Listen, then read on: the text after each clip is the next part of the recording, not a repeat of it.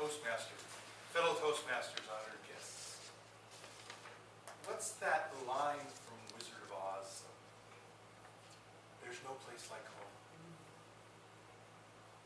That's why we all try to leave, so many of us. When I was an unhappy adolescent, I figured out I could go to the boarding school, Roman Catholic Seminary High School, and thereby please my parents and get the heck out of Dodge.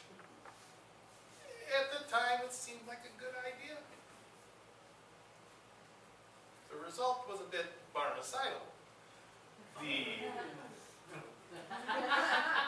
The instructors were very old school and conservative. We sat strictly in alphabetical order. Mr. Wynne in the back. In front of the highly inappropriately named Mr. Holy. In front of him, the nervous Mr. Dunn, or Mr. Dunn. The Latin teacher picked on him. Every class, Mr. Dunn, tell me the feminine superlative for beautiful. He would quiver,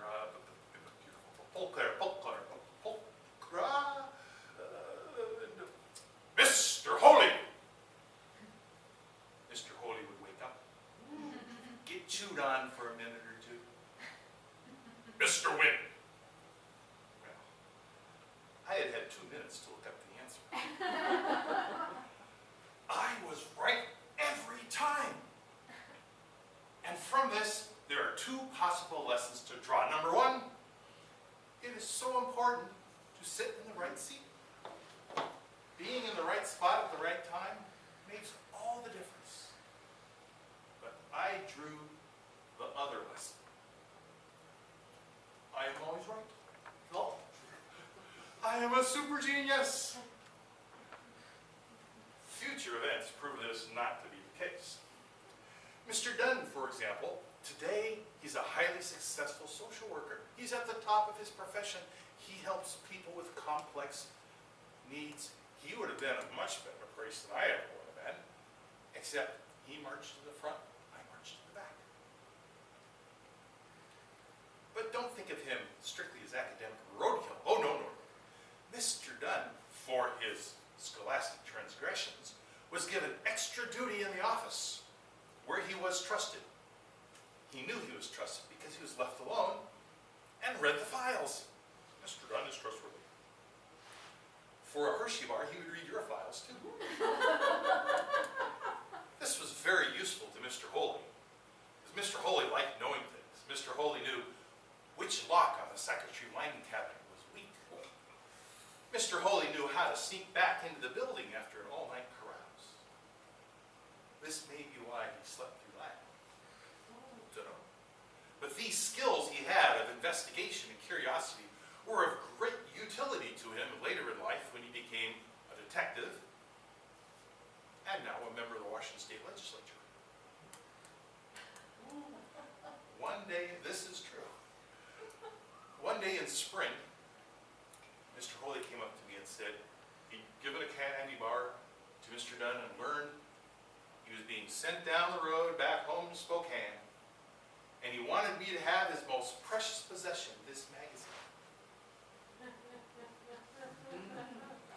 Which was very interesting. Not enough clothing. Not good for my vocation. But thank you. The next day was our annual walkathon. A long hike through the wilds of Madrona raising money for the school. And my companion was Mr. Phelan, another one of my nervous friends. He was the one into technology. He taught me how to solder shift registers, which used to be the basic elements of computers. And from that, I got a work-study job programming, and that's been the basis of my financial success ever since. But that day, we were walking along, 2 amiable dweebs talking about life, and do you think computers will ever be really, really important? Well, I think so. Until we were far from any faculty, we were all alone, and he stops, pushes his glasses up on his nose, and says, "Well, Randy, gotta tell you, I'm gay, you know." Will I do that? Today, this is not such a big deal, maybe, but 50 years ago, Kate was against all the rules of school. What could I do? Of course, on the road, friendship beats every rule. So we just kept walking along. And he said, "Oh, so's my sister." That was a shock. Even today, can I tell you the feminine superlative that was Mr. Phelan's sister, Allison? Pocorissima. We were together, you know, or we were at the school picnic together. I handed her the fruit salad and my heart. She smiled. "But," said Mr. Phelan, "I'm just kidding about my sister." You see why we're friends, 50-year friends. When you're on the road together with companions like this, it's not a bad road, it's home. And there is no place like home. I just think I might ask Mr. Phelan